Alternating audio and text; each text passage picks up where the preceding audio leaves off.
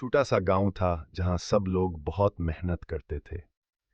इस गांव के इर्द गिर्द एक बड़ा जंगल था जहां मुख्तलिफ जानवर रहते थे। गांव के लोग इन जानवरों से बहुत मोहब्बत करते थे, मगर एक जानवर था जिसे कोई पसंद नहीं करता था, और वो था गिधा। गिधे का नाम डिंको था, और वो गांव में रोज़ाना अपनी मेहनत से सामान लाद कर इधर उधर ले जाता।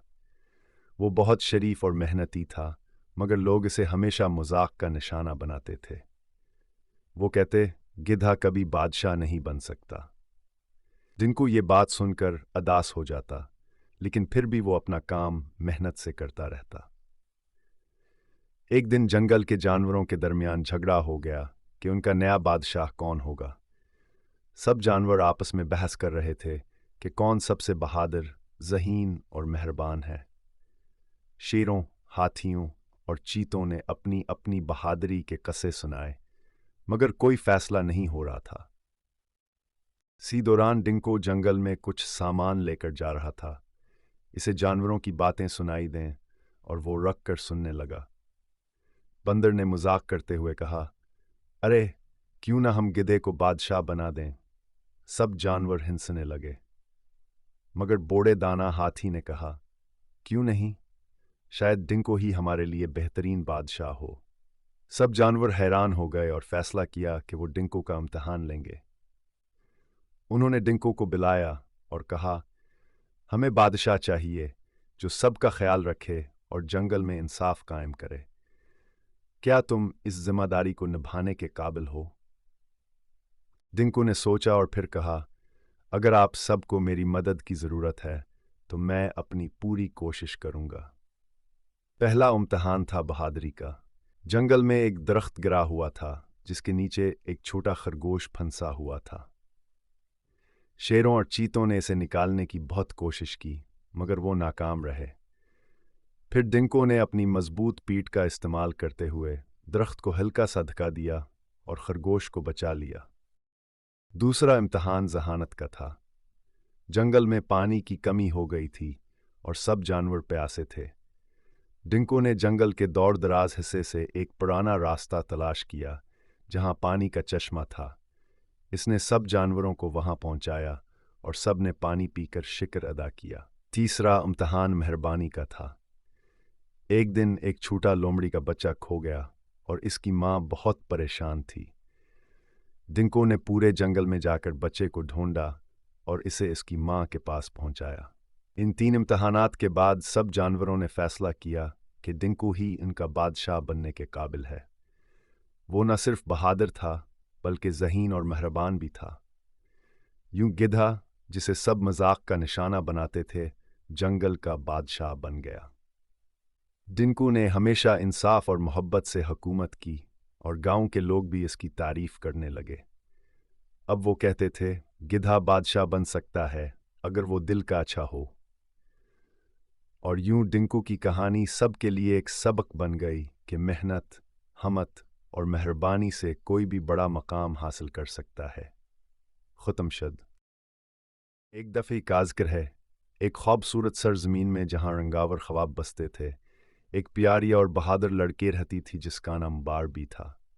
वह एक चमचमाते गुलाबी घर में रहती थी जिसके इर्द गिर्द खूबसूरत बागात थे, और उसके साथ उसका प्यारा पालतू ताटीफिया और उसके बेहतरीन दोस्त डीजिया और कैम भी रहते थे।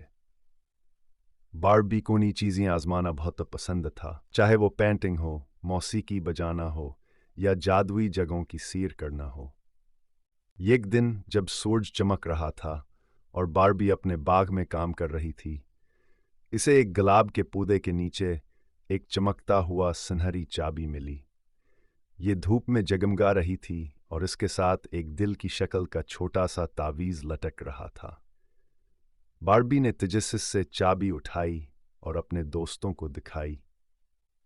मुझे हैरत है कि ये चाबी किस चीज़ की है, बारबी ने कहा। इसकी आंखों में जोश चमक रहा था। केन ने सर खजाते हुए कहा, शायद ये किसी छुपे हुए खजाने की चाबी है। डीजी ने हंसते हुए कहा, या फिर किसी जादुई दुनिया का खफिया दरवाज़ा खोलती हो। तीनों दोस्तों ने फैसला किया कि वो इस राज को जानने के लिए एक मुहिम पर निकलेंगे। उन्होंने अपना खाना बांधा और करीब के जादुई जंगल की सीर पर चल पड़े। चलते चलते उन्हें एक छोटा सा खरगोश मिला जो झाड़ियों से बाहर आया। चीज की तलाश कर रहे हो? बारबी ने खरगोश के पास बैठते हुए कहा। हमें ये चाबी मिली है और हम सोचते हैं कि ये कुछ खास खोलती है। क्या तुमने यहां कोई दरवाजा देखा है? खरगोश की आंखें चमक उठें। आह, सुनहरी चाबी, मेरे पीछे आओ, तुम्हें वो मिल जाएगा जिसकी तुम तलाश कर रहे हो। खरगोश उन्हें जंगल के पार ले गया, एक चमकती हुई नदी के ऊपर से, और एक ऐसे मैदान में जहां फूल कोस व कज़ह की तरह चमक रहे थे। मैदान के बीच में एक लंबा चमकता हुआ दरवाजा था जो बेलों से ढका हुआ था। ये दरवाजा ऐसा था जैसा उन्होंने पहले कभी नहीं देखा था। यही वो दरवाजा है, खरगोश ने मुस्कुराकर कहा। ख्वाबों की दुनिया का दरवाजा। बारबी ने नरमी से सुनहरी चाबी ताला में डाली और एक हल्की सी किल की आवाज के साथ दरवाजा खुल गया। दरवाजे के पार एक हैरत अंगेज दुनिया थी, जहां बादलों के कलाए, सितारों से भरे दरिया और बातें करने वाले दोस्ताना जानवर थे। बारबी और इसके दोस्त खुशी खुशी ख्वाबों की दुनिया में दाखिल हो गए। वहां उन्होंने जादुई घोड़ों से मुलाकात की, परियों के साथ रक्स किया और यहां तक कि कोस व कज़ह से नीचे फसल कर आए।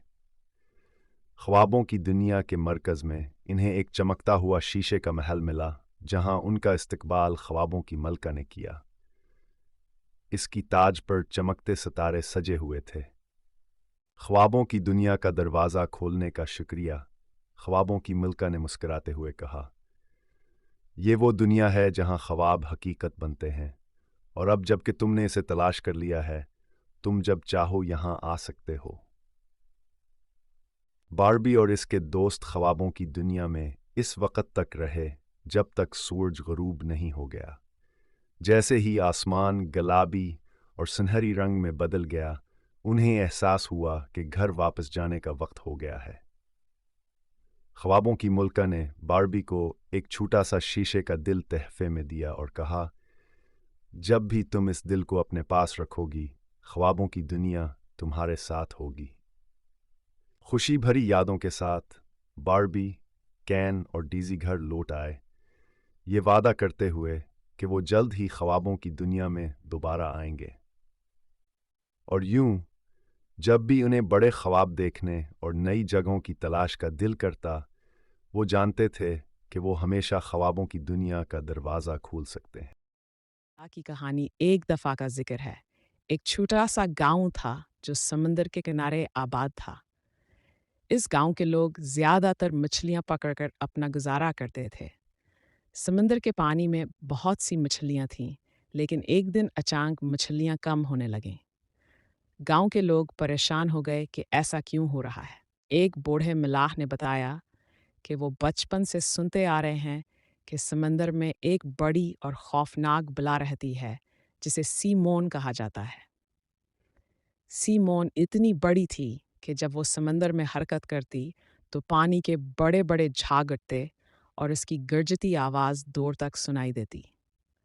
गांव के लोगों को यकीन नहीं आता था कि ऐसी कोई बला हो सकती है। एक दिन गांव के सबसे बहादुर लड़के अली ने फैसला किया कि वो समंदर में जाकर सीमोन को ढूंढेगा और देखेगा कि क्या वाकई वो मौजूद है। अली ने अपनी छोटी सी कश्ती तैयार की और समंदर में रवाना हो गया। रात के वक्त जब समंदर पर सुकून था, अली ने दौड़ से पानी के अंदर कुछ हरकत महसूस की। अचानक पानी में से एक बड़ी सी आंख नमदार हुई चमक रही थी। ये सीमोन थी। वो बहुत बड़ी और खौफनाक लग रही थी, लेकिन अली ने हिम्मत ना हारी। उसने सीमोन से बात करने की कोशिश की। सीमोन ने अली की बात सुनी और कहा, मैं मछलियाँ इसलिए खा रही हूँ क्योंकि समंदर का पानी आलूदा हो रहा है और मुझे खाने के लिए कुछ और नहीं मिल रहा। अली ने सोचा कि अगर वो और गांव के लोग समंदर को साफ करेंगे तो सीमोन मछलियों को नहीं खाएगी और समंदर फिर से खुशहाल हो जाएगा। अली ने वापस गांव आकर सबको सीमोन की बात बताई। गांव के सब लोग मिलकर समंदर की सफाई करने लगे। कुछ दिनों बाद समंदर दोबारा साफ हो गया और मछलियां वापस आ गईं। सीमोन भी खुश थी और कभी-कभी दूर से अली को देखकर मुस्कुरा देती। गांव के लोग खुशी खुशी जिंदगी गुजारने लगे और अली हैरो बन गया। यूं अली और सीमोन की दोस्ती ने गांव को बचा लिया और सबको ये सिखाया कि कुदरत का ख्याल रखना सबकी जिम्मेदारी है।